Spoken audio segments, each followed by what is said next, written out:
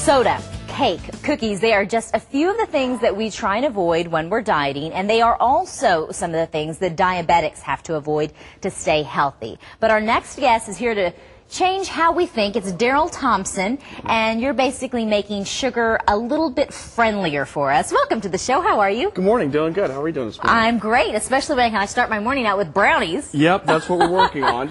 We have some surprising research that basically helps us to buffer the amount of sugar, how fast your body metabolizes sugar in our refined foods, such as like our breads and our pastas today. So what is this product that by name? What's it?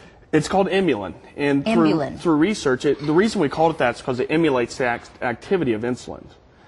And we noticed that in the past 100 years that we've had a growing and ever-growing trend of diabetes. And it's because we've started going from this to eating more refined sugars. And it's that impact of sugars that leads to hyperglycemia, which in return leads to diabetes. Okay, so this is just for diabetics, or it's for anybody? It's actually for everybody. The research shows today that it works very well for buffering sugars for type 1 and type 2 diabetics. But also we're hoping to reduce the growing trend or reverse the growing trend of diabetes today, especially in children. How does it work when you're preparing food, say brownies, or if you're preparing a chocolate cake or whatever? Well, essentially these buffering agents are the Emulin. Yes, it starts out in the fruits and vegetables, then it's refined to this. Okay. Which is refined form, and then it's refined further down to this, which is Emulin, so it's suitable to add to brownies or pasta or even colas.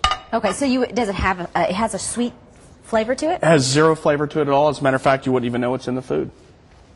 Let me see.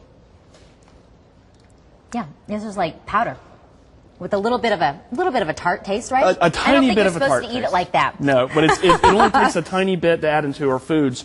And the idea is that it's going to simply buffer the impact of the carbohydrates as it speeds through your metabolism. So this isn't a diet type of thing. If somebody was trying to shed weight, per se, they wouldn't want to go to that as a substitute like a Splenda. This is more for people that are trying to avoid the insulin ups and downs? That's exactly it. It's hyperglycemia, too much blood sugar in your system at one time.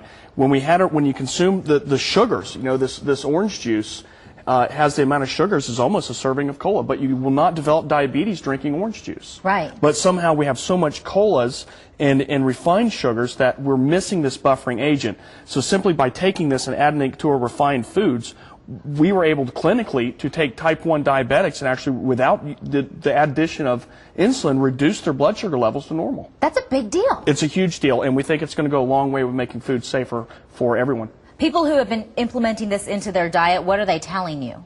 They don't even notice it's there. They don't notice it's there. We've seen reductions in cholesterol, but more importantly, stabilized blood sugar levels. The swings are not there. Any side effects at all? Because you got to ask that when you're talking about people that have a health condition like diabetes, or if you're talking about giving it to kids. There's no real side effects, except for the fact we do not want to give people the idea that they can consume as many Twinkies as they would like. I mean, you have to have some common sense. And we're typically just trying to make the refined foods safer, and it's just simply taking the defense sugar buffering mechanism that nature has designed and adding it to our refined foods. It was a common sense discovery. It's been in front of our faces for 50, 60 years, and we're just now starting to figure this out. All right, well, let's put it to the test. Are Sure. you nervous? No, not at all. Really? Not at all. Okay, because I always think it's interesting. Go ahead. Guys, Okay. we're going to, this is Sophie, right?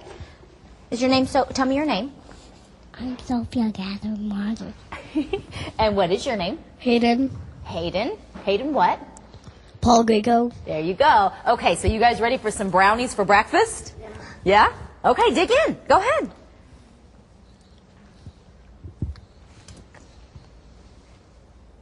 Go ahead. I say you have another 2 or 3 bites, because how often do you get brownies for breakfast?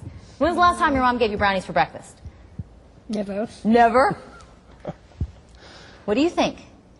Go take another bite. Go ahead, 2 or 3 bites. You got a good flavor in your mouth? Okay. So I'm going to let you talk with your mouth full. Hayden, what do you think? It's good. Like on a scale of 1 to 10, 10 is like over the top. And 1 is, yeah, my mom made it. What would you say? I don't know. Would you say it's like really good? Yeah? Well, okay, here's the real test. Do you want another one? You want to take one home with you for Yeah. later? Okay, well then that's pretty good. What do you think? The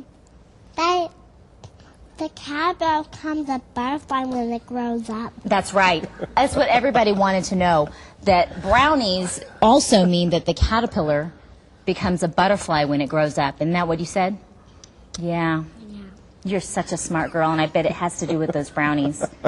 You know a lot of interesting information. You knew that too, right? But they didn't take the brownies to figure that one out?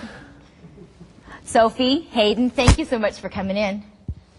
You're welcome.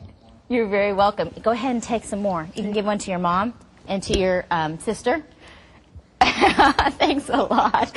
All right. Well, there you go. Proof is in the brownies, right? Oh, yeah, proofs in the brownies. Best critics. Okay. Well, here's some more information for you. We want to go ahead and put this up on the screen. Let's look at our Sonoran Living poll.